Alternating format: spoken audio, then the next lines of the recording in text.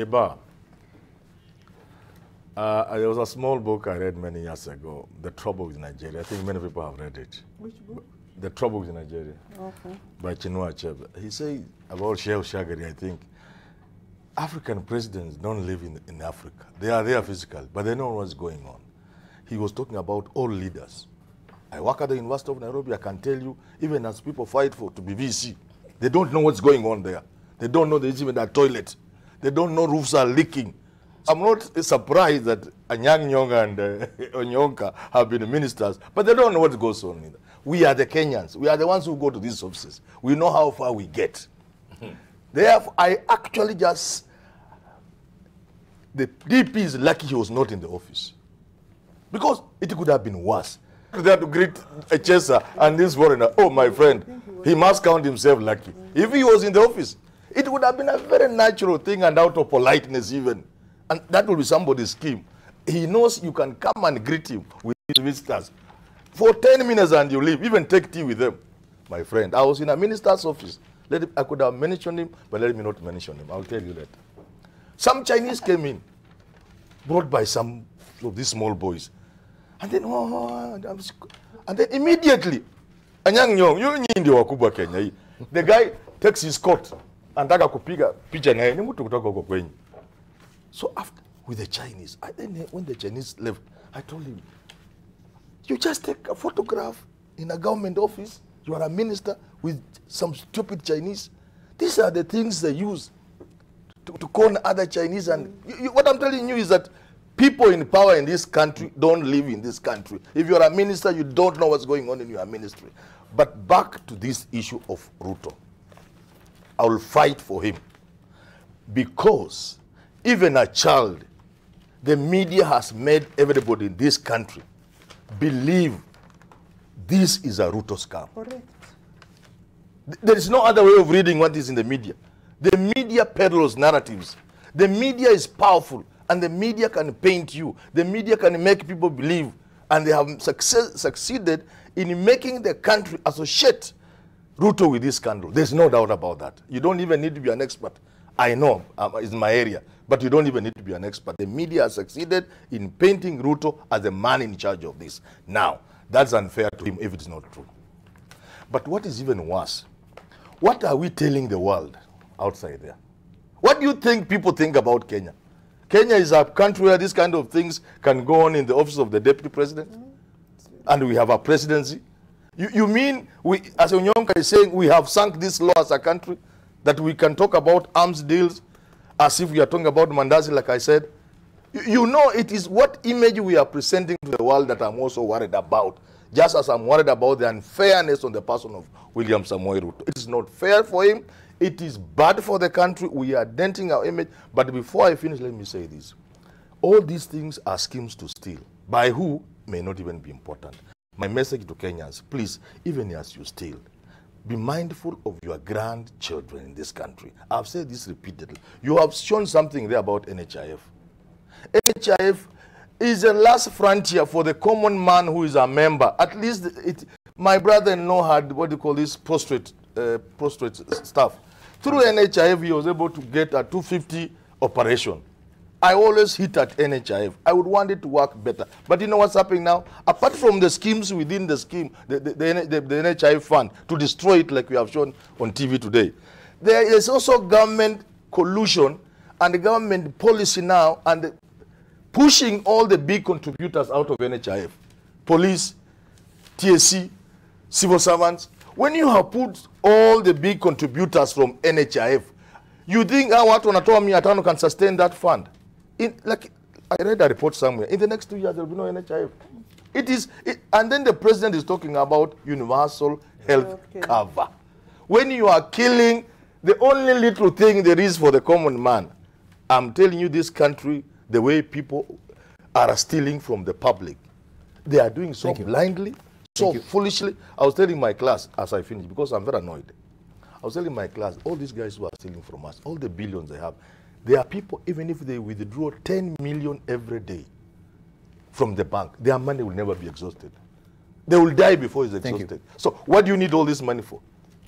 So schemes like this, 40 billion is not little money. All right, thank you. Even if you had to share 10 people. Thank you, Hamad. Before we come to you, Gladys, I'll love you also to really argument your point with maybe a substantive evidence on how the media is misleading the public on this particular issue, yes, and actually attaching the Deputy President on I'll be able to answer that. Yeah. I want him to actually come with any evidence, because we do not see anywhere, according to my assessment, and I stand to be corrected as it is right now, because even if, when you read the flagger on the Sunday Nation, detectives believe fake tender documents were signed.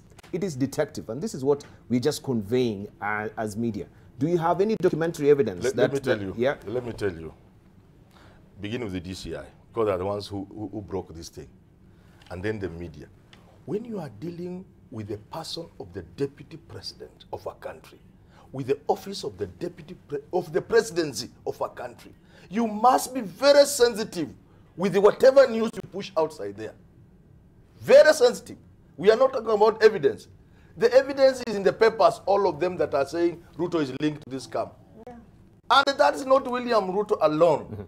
That is the Republic of Kenya. Thank you. That is the presidency. Thank you. DCI and the media ought to have been very sensitive with the news.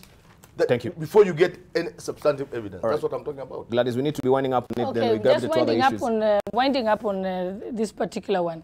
I think first correction.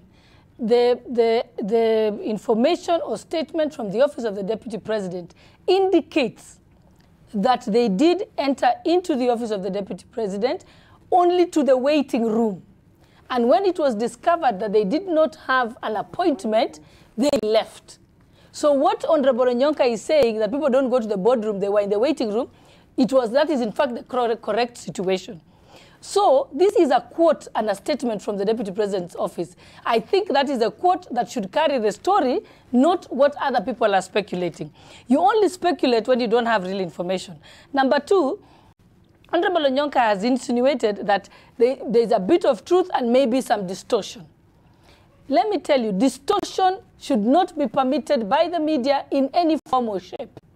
Because if you remember, respectable media houses, recently when Kobe Bryant, the basketball champion, died in an aeroplane crash, even though people saw the aeroplane coming down, all the top media houses never confirmed it. It was only the gutter press and the very low-level media houses that confirmed it until the family had in fact confirmed. So that's how what media houses do. A credible media house is slow in making those statements. Number two, Saturday Standard. You say detectives probe Ruto's aides over 40 billion guns fraud. I want you to write for me the list of the aides that were probed. Number three on that point, the people who are saying that they have been probed should be the detectives themselves. It should be DCI confirming, not the media. DCI confirming that or the media should be saying the DCI has informed us upon question that the following aides were questioned by DCI. It is not for the Standard Group just to say it off the cuff because they feel like it. Let's go to the other one. DCI raids Ruto office.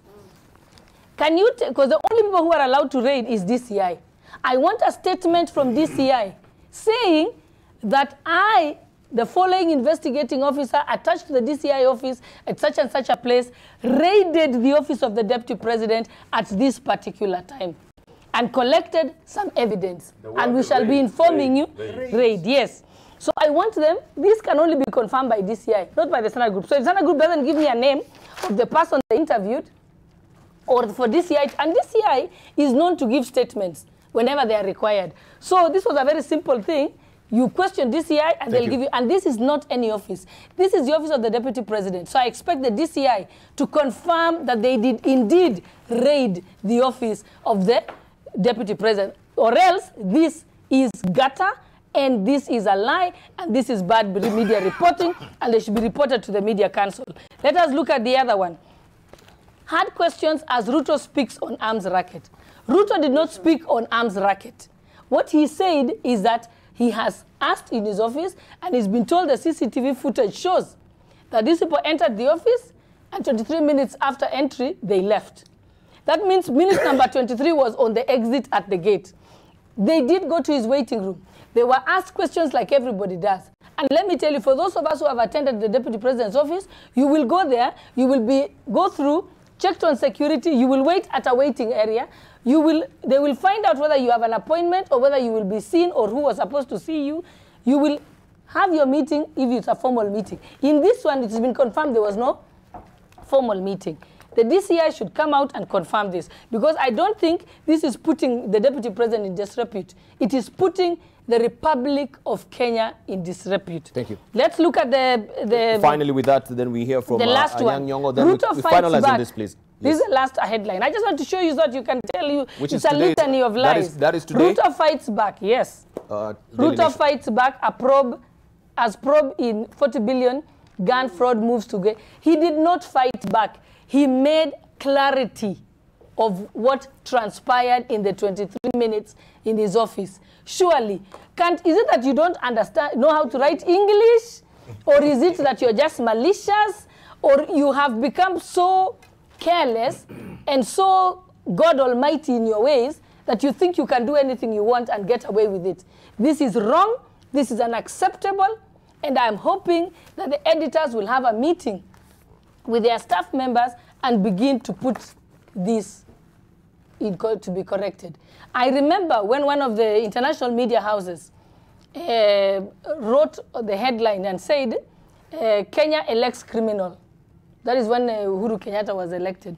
I remember the Uhuru officers took issue with it to the extent that that particular media house overseas did in fact apologize. I'm not sure if they paid damages, but I know they took issue with it. So if we could take issue with that headline, and those people were humble enough to make an apology, who are you as the Nation Media Group, Standard Media Group, to sell newspapers daily? And by the way, I've only looked at the last 3 days, 6 newspapers. I'm sure if you allow me, I can take you through the other. So can you publish the evidence as I've requested? I am calling you out, and I am asking you to publish that evidence I have requested tomorrow in your newspapers in the headlines. All right, let's and the Star is equally guilty. Why Ruto is under fire over fake military deal? He's not under fire. He's not been questioned. Nobody in his office has been questioned. He has not been questioned. He has simply made a statement about people who are in his office. And let me ask you, Dibal, let's assume, God forbid, Just a moment, that I leave this show today and I go and kill someone. Are you going to say that the Nation Media Group is involved because Gladys had just walked out of being on the NTV? This is unacceptable.